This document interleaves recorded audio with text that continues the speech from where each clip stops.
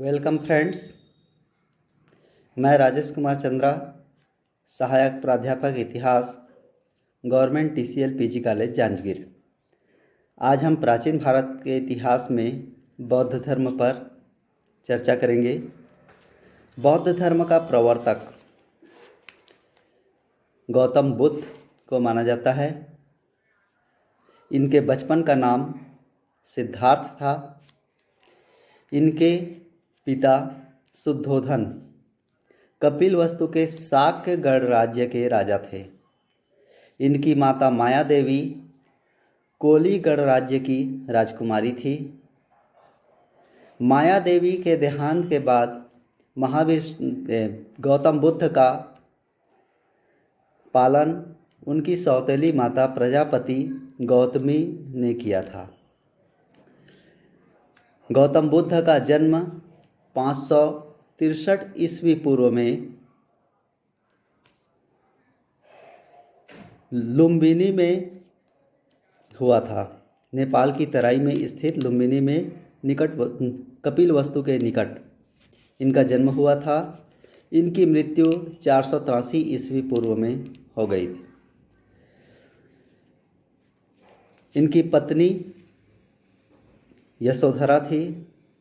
बचपन से ही इनमें वैराग्य का भाव था, तो इनके परिवार वालों ने इनकी जल्दी शादी कर दी ताकि वैराग्य से इनका मन हट जाए। उनसे एक पुत्र भी उत्पन्न हुआ, राहुल। फिर भी गौतम बुद्ध को गृहस्थ जीवन भी सांसारिक त्याग से न रोक सकी। उन्होंने 29 वर्ष की आयु में गृह त्याग कर दिया। जब उन्होंने गृह त्याग किया, इस घटना को महाभिनिष्क्रमण के नाम से जाना जाता है। जब इन्होंने गृह त्याग किया तो इनको मार्ग में सबसे पहले वृद्ध मिले। वृद्ध के बाद रोगी मिला और रोगी के बाद मृतक मिला। देखा कि रोगी को भी दुख ही है, वृद्ध को भी दुख है, मृतक मरने के बाद उनके परिवार वालों को दुख है। इसके बाद चौथे क्रम में उन्होंने एक सन्यासी को देखा जो संसार के मोह माया से बिल्कुल विरक्त थे, तो इन्होंने सन्यासी का जीवन जीने का फैसला कर लिया।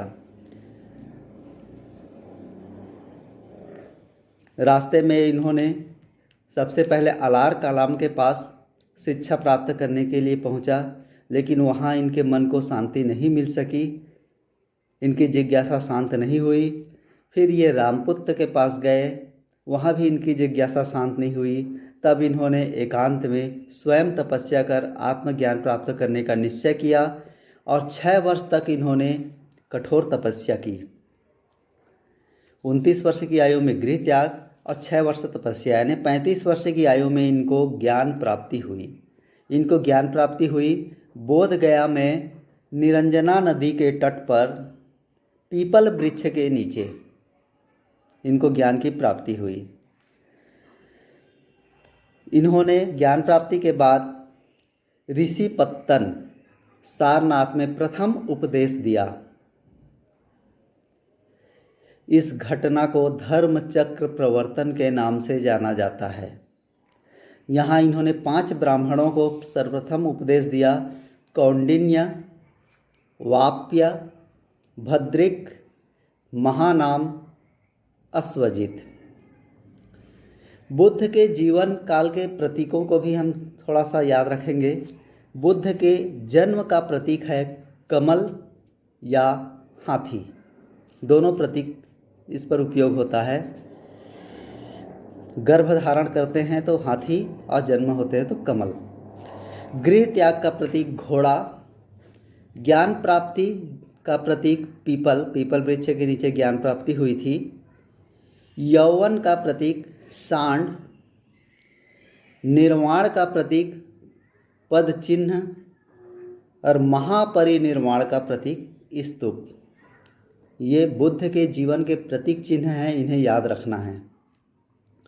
गौतम बुद्ध के प्रमुख सिद्धांत जो हैं उसमें सर्वप्रथम है 4 आर्य सत्य। गौतम बुद्ध का मानना था कि जीवन दुखमय है,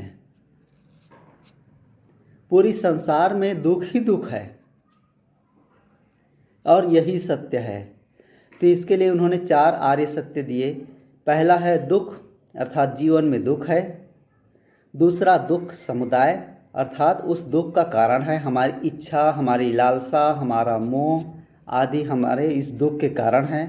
तीसरा दुख निरोध, यानी दुख का जो निरोध किया जा सकता है। और चौथा है दुख निरोध मार्ग। उसके लिए उन्होंने मार्ग भी दिखाए हैं कि किस प्रकार से दुख का निरोध किया जा सकता है। उसके लिए उन्होंने 8 मार्ग सुझाए हैं, अष्टांगिक मार्ग जिसको कहा जाता है। तो अष्टांगिक मार्ग में सम्यक दृष्टि, सम्यक संकल्प, सम्यक वाणी, सम्यक कर्मांत, सम्यक आजीव, सम्यक व्यायाम, सम्यक स्मृति और सम्यक समाधि। सम्यक दृष्टि यानी आपकी दृष्टि सम्यक रहे, संपूर्ण रूप से शुद्ध रहे, मन में अच्छे विचार हों, संकल्प हों, सम्यक संकल्प। सम्यक वाणी, वाणी में संयम हो, आपकी वाणी से किसी को दुख ना पहुँचे, कटुता ना हो। सम्यक कर्मांत, अच्छे कर्म करें, धर्मानुसार आचरण करें। सम्यक आजीव,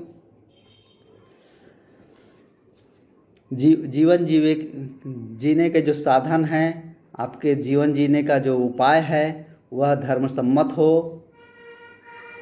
सम्यक व्यायाम,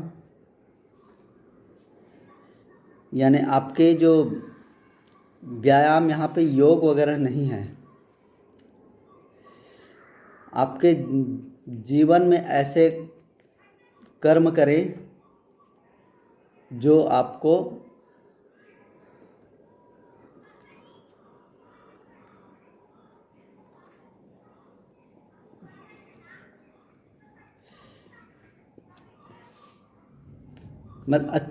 उपाय, ऐसे उपाय करें जो दूसरों के लिए दुख ना दे और आपको संतुष्टि प्रदान करे।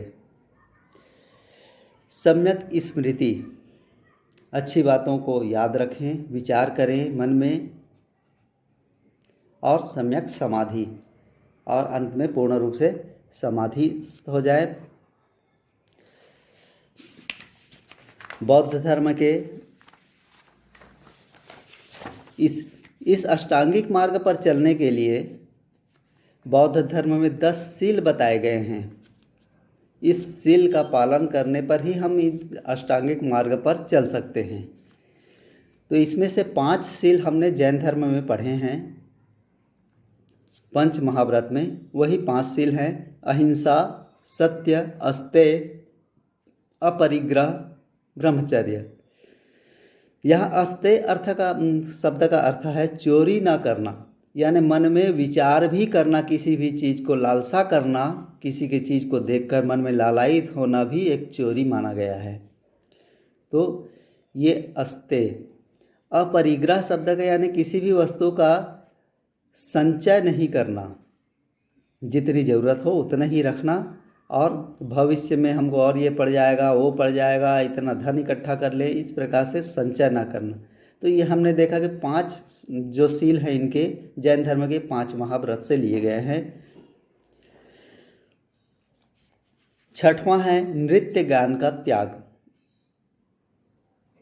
7वां सुगंधित द्रव्य पुष्पमाला आदि का त्याग। 8वां असमय भोजन का त्याग। 9वां कोमल सैया का त्याग।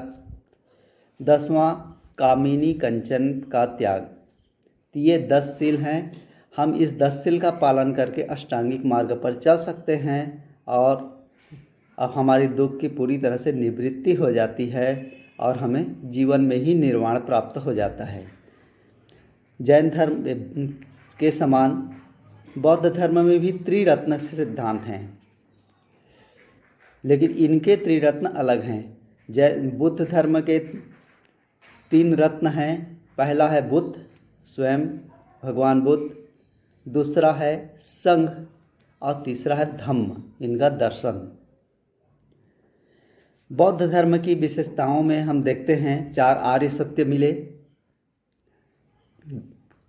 अष्टांगिक मार्ग मिले, 10 शील मिले।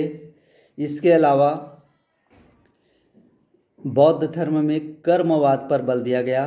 कर्म और पुनर्जन्म का सिद्धांत जो जैन धर्म में पाया जाता है, बौद्ध धर्म में भी कर्म और पुनर्जन्म का सिद्धांत मान्य किया गया है। मनुष्य अपने कर्म के अनुसार से पुनर्जन्म प्राप्त करता है। जैन धर्म में हमने पढ़ा कि जैन धर्म आत्मावादी था, अनेकात्मवाद को मानता है, लेकिन बौद्ध धर्म आत्मा को नहीं मानता। उनके अनुसार आत्मा का कोई अस्तित्व ही नहीं है, यानी बौद्ध धर्म अनात्मवाद है। जैन धर्म के समान ही बौद्ध धर्म अनीश्वरवाद को मानता है, अर्थात संसार में कोई ईश्वर नहीं है। बौद्ध धर्म में भी अहिंसा को माना जाता है, परंतु जैन धर्म में अहिंसा को अत्यधिक कड़ाई से पालन किया जाता है। बौद्ध धर्म में जैन धर्म की तरह निर्वाण की भी कल्पना है, परंतु जैन धर्म में निर्वाण मृत्यु के बाद ही संभव है, परंतु बौद्ध धर्म में निर्वाण इस जीवन में ही प्राप्त किया जा सकता है। दुखों से मुक्ति को ही निर्वाण कहा गया है। मृत्यु के बाद की स्थिति को महापरिनिर्वाण कहा गया है। बौद्ध धर्म का एक सिद्धांत है क्षणिकवाद। क्षणिकवाद यानी संसार की समस्त चीज़ें क्षण भंगुर है, स्थायी नहीं है। यही सिद्धांत क्षणिकवाद है। जैन धर्म की तरह इन्होंने भी वैदिक कर्मकांड, जाति पाति, आडंबर, पशु बलि आदि का विरोध किया। बौद्ध धर्म का एक सिद्धांत है कारणवाद, अर्थात संसार में जो भी घटनाएं घटित होती है उसका कोई न कोई कारण होता है। बौद्ध धर्म में सिद्धांत है प्रतीत्य समुत्पाद, अर्थात इसके होने से ही यह उत्पन्न होता है। कोई चीज़ होता है, उसी के कारण ही कोई दूसरा चीज़ होता है। यही प्रतीत्य समुत्पाद है। और एक सिद्धांत है प्रयोजनवाद, बिना किसी प्रयोजन के कोई भी कार्य नहीं होता है। तो बौद्ध धर्म भारत में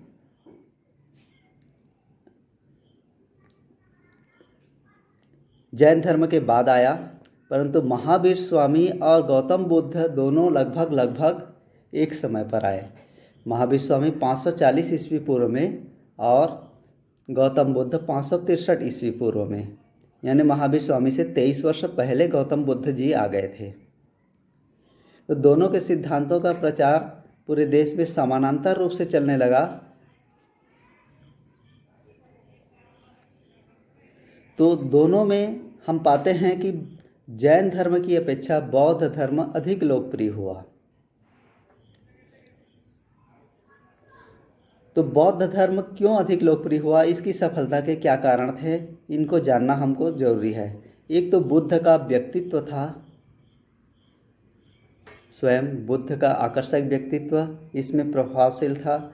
दूसरा, यह सरल धर्म था, जैन धर्म की अपेक्षा अधिक सरल था, क्योंकि जैन धर्म में नग्नता वगैरह को शामिल किया गया था, वस्त्र त्याग, जो सामान्य व्यक्ति के लिए संभव नहीं लग रहा था। तीसरा, संघ परंपरा। इनकी संघ परंपरा, जैन धर्म में भी संघ परंपरा थी, परंतु इनकी संघ परंपरा ने जैन धर्म के विकास में अत्यधिक महत्वपूर्ण भूमिका निभाई। जैन धर्म में अंतिम समय में कुछ जाति प्रथा के कुछ तत्वों को स्वीकार कर लिया गया, परंतु बौद्ध धर्म में जाति प्रथा को बिल्कुल नकार दिया गया। सभी जातियों के लोगों को इसमें शामिल किया गया।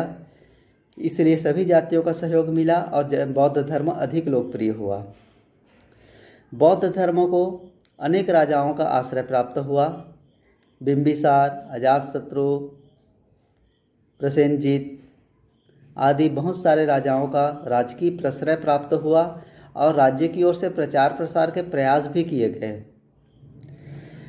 अनुयायियों की धर्मनिष्ठा भी इसमें, उसके जो अनुयायी थे बड़े धर्मनिष्ठ थे, अपने धर्म के प्रति आदर भाव रखते थे और उसके प्रचार प्रसार में अपना सहयोग करते थे। जैन धर्म की तरह बौद्ध धर्म भी जनभाषा में उपदेश देते थे। बौद्ध धर्म में पाली भाषा में उपदेश दिए गए हैं। जैन धर्म का उपदेश प्राकृत भाषा में उपलब्ध होता है। बौद्ध धर्म को पूर्वी भारत का सहयोग प्राप्त हुआ, जिसमें बंगाल वगैरह के राजाओं ने सहयोग प्रदान किया और प्रचार प्रसार के लिए प्रयास किए गए। उस समय की परिस्थितियां बड़ी अनुकूल थी। वैदिक कर्मकांडों के खिलाफ लोगों के बीच में बड़ी प्रतिक्रिया थी। धर्म बहुत आडंबर युक्त हो गया था। बलि प्रथा बढ़ गई थी। यज्ञ वगैरह करने खर्चीले हो गए थे। ऐसी परिस्थितियों में बौद्ध धर्म का उदय हुआ तो बड़ी तेजी से इसका प्रचार प्रसार हुआ। बौद्ध धर्म अपने आप को समय के अनुसार से अनुकूल बना लेता है और उसमें परिवर्तन भी कर लेता है। आगे चलकर हम बौद्ध धर्म हीनयान, महायान, वज्रयान, तंत्रयान आदि भागों में विभाजित होता चला गया। जैसी जैसी परिस्थितियां देश काल की होती गई उस प्रकार से उन्होंने अपने आप को उसमें ढाला। इसलिए बौद्ध धर्म का प्रचार प्रसार अधिक हुआ। बौद्ध शिक्षा संस्थान हम पाते हैं प्राचीन काल में जितने भी महान शिक्षण संस्थान थे, विश्वविद्यालय थे प्राचीन काल के, वो प्रायः बौद्ध धर्म से ही संबंधित थे। इसमें जैसे हम देखते हैं तक्षशिला विश्वविद्यालय, नालंदा विश्वविद्यालय, ओदंतपुरी विश्वविद्यालय, विक्रमशिला विश्वविद्यालय, ये सभी विश्वविद्यालय बौद्ध धर्म से संबंधित है। इन विश्वविद्यालय में बौद्ध दर्शन की शिक्षा दी जाती थी और बौद्ध धर्म के प्रचार प्रसार में इन विश्वविद्यालयों की बड़ी महत्वपूर्ण भूमिका है। ऐसे विश्वविद्यालयों में अध्ययन करने के लिए ह्वेन-सांग जैसा विदेशी यात्री भी भारत आया था। गुप्त वंश के शासकों ने भी बौद्ध धर्म के विकास में, पाल वंश के शासकों में भी बौद्ध वंश के विकास में, मौर्य वंश के शासकों ने भी बौद्ध धर्म के विकास में अपनी महत्वपूर्ण भूमिका निभाई। इसके अलावा विदेशों में भी धर्म प्रचार के लिए दूत भेजे गए। इस प्रकार से बौद्ध धर्म भारत के बाहर अनेक देशों में, बर्मा, श्रीलंका, मलाया, जावा, इंडोनेशिया, श्याम आदि क्षेत्रों में विस्तारित हो गया, जबकि जैन धर्म का विस्तार केवल भारत तक सीमित रहा। आगे चलकर धीरे धीरे बौद्ध धर्म का पतन प्रारंभ हो गया और यह धर्म भारत से पूरी तरह से मिट गया। जैन धर्म का प्रचार भारत से बाहर नहीं हुआ, परंतु भारत में आज भी वह स्थायी रूप से विद्यमान है, परंतु बौद्ध धर्म भारत से पूरी तरह से गायब हो गया, लुप्त हो गया। इसके कारण थे बौद्ध धर्म के लोगों में दोष। संघ प्रथा में जब भिक्षु वर्षा काल में निवास करते थे तो उनमें बहुत सारे अवगुण आ गए। इसके अलावा बौद्ध धर्म समय समय पर विभिन्न संप्रदायों में विभक्त होता चला गया, इससे उनकी शक्ति कमज़ोर होती गई। आगे चलकर बौद्ध धर्म को राजकीय आश्रय प्राप्त नहीं हुआ, राजपूतों का उदय हुआ और उन्होंने पुनः वैदिक धर्म के पालन पर जोर दिया। दूसरी चीज़, प्राचीन सनातन धर्म में जो रूढ़ियाँ थी, जो जटिलता थी, उनको दूर करने का प्रयास किया गया, जिससे ब्राह्मण धर्म पुनः लोकप्रिय हुआ और बौद्ध धर्म के लोग पुनः ब्राह्मण धर्म में शामिल हो गए। इसके अलावा समय समय पर विदेशी आक्रमण भी बौद्ध धर्म के पतन का एक प्रमुख कारण है। गुप्त काल में हूण आक्रमण हुए। आगे चलकर 11वीं 12वीं शताब्दी में तुर्क आक्रमण, मंगोल आक्रमण आदि आक्रमण के कारण बौद्ध धर्म का धीरे धीरे पतन होता गया। भगवान गौतम बुद्ध के बाद कोई भी प्रभावशाली व्यक्ति नहीं मिला बौद्ध धर्म को आगे बढ़ाने के लिए, उसके उपदेशों का प्रचार प्रसार करने के लिए। इसलिए इसके अलावा बुद्ध को भगवान विष्णु के 10 अवतारों में शामिल कर लिया गया। तो लोगों के मन में ब्राह्मण धर्म और बौद्ध धर्म में कोई अंतर नहीं रह गया, यानी बुद्ध को देवत्व देव मान लिया गया और पूरा उसको ब्राह्मण धर्म का अंश मान लिया गया। तो बौद्ध धर्म का कोई अलग से अस्तित्व रखने का कोई औचित्य नहीं था।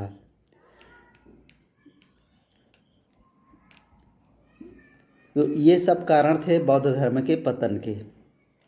अब हम बौद्ध धर्म और जैन धर्म के बीच आपस में थोड़ी सी तुलना करेंगे।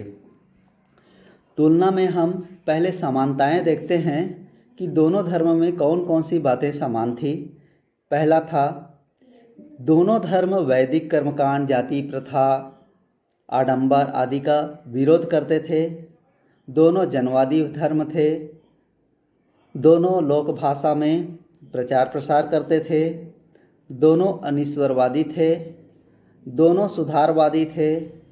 दोनों धर्मों में त्रिरत्न पाया जाता है। दोनों धर्म में संघ परंपरा रही है। दोनों धर्म को राजकीय आश्रय प्राप्त हुआ। दोनों धर्म के प्रवर्तक महावीर स्वामी गौतम बुद्ध दोनों क्षत्रिय कुल के थे। दोनों धर्म ने मूर्ति पूजा का विरोध किया। दोनों धर्मों में बहुदेववाद का विरोध किया गया है। दोनों धर्मों में निर्वाण को लक्ष्य माना गया है। दोनों धर्म में कर्मवाद और पुनर्वाद को मान्यता दी गई है। इसके अलावा कुछ विशेष असमानताएं हैं। पहली असमानता है आत्मावाद को लेकर। बौद्ध धर्म आत्मा को नहीं मानता है, परंतु जैन धर्म आत्मा के अस्तित्व को स्वीकार करता है। अहिंसा, दोनों धर्म में अहिंसा की चर्चा की गई है, लेकिन जैन धर्म में अहिंसा पर अत्यधिक जोर दिया गया है, यानी अनजाने में भी हिंसा करना अपराध है। इसलिए जैन धर्म के लोगों ने कृषि कार्य को छोड़ दिया, क्योंकि कृषि कार्य में हल जोतने में बहुत सारे जीवों की हत्या होती है, कीटनाशकों को छिड़कने में भी बहुत सारे जीवों की हत्या होती है। इसलिए इन्होंने व्यापार को अपनी आजीविका का साधन चुना। लोक भाषा में, दोनों के लोक भाषा में भी अंतर है। लोक भाषा में इन्होंने प्रचार प्रसार किया, लेकिन जैन धर्म की लोक भाषा जो थी जिसमें प्रचार किया प्राकृत थी और बौद्ध धर्म की भाषा पाली थी। मूर्ति पूजा में भी अंतर है। जैन धर्म में मूर्ति पूजा का पूर्ण रूप से विरोध किया गया है और बौद्ध धर्म में बुद्ध की मूर्ति बनाकर पूजा की गई है। हालांकि अब जैन धर्म में भी महावीर स्वामी की मूर्तियां बनाकर पूजा की जा रही है, लेकिन मूल सिद्धांत में मूर्ति पूजा का विरोध है। और बौद्ध धर्म में महायान में मूर्ति पूजा को मान्यता प्राप्त हुई है। बौद्ध धर्म जाति पाति के भेद को बिल्कुल नहीं मानता और जैन धर्म में जाति पाति के भेद को बाद में शामिल कर लिया गया। बौद्ध धर्म का प्रसार क्षेत्र बहुत ज़्यादा था। पूरे देश के अधिकांश हिस्सों में इसका प्रसार था, जबकि जैन धर्म का प्रसार केवल कुछ सीमित क्षेत्र में था। दोनों धर्म के निर्माण में अंतर है। जैन धर्म में निर्वाण मृत्यु के पश्चात ही संभव है, जबकि बौद्ध धर्म में निर्वाण दुख के निरोध को माना गया है, यानी इस जीवन काल में ही निर्वाण प्राप्त हो सकता है। बौद्ध धर्म में मृत्यु के बाद की स्थिति को महापरिनिर्वाण कहा गया है। तो दोनों के निर्वाण में अंतर है। दोनों के निर्वाण प्राप्ति के साधन में हैं। निर्वाण प्राप्ति के लिए बौद्ध धर्म में 4 आर्य सत्य, 8 अष्टांगिक मार्ग, 10 शील आदि बताए गए हैं। जबकि जैन धर्म में निर्वाण के लिए कठिन तपस्या, समाधि, व्रत आदि पर बल दिया गया है। बौद्ध धर्म को अनेक राजाओं का संरक्षण मिला, लेकिन जैन धर्म को उतनी राजाओं का संरक्षण नहीं मिला जितना बौद्ध धर्म को मिला था। जैन धर्म को कुछ सीमित राजाओं का ही संरक्षण प्राप्त हुआ, इसलिए जैन धर्म का प्रचार प्रसार अधिक नहीं हुआ। फिर भी भारत की दृष्टि से देखें तो जैन धर्म स्थायी हुआ और बौद्ध धर्म भारत के लिए अस्थायी। विदेशों में इसका आज भी मतलब इसके बहुत सारे अनुयायी हैं। आशा है आज के वीडियो से आपको संपूर्ण जानकारी मिल गई होगी। अगली वीडियो में फिर मिलेंगे, तब तक के लिए धन्यवाद।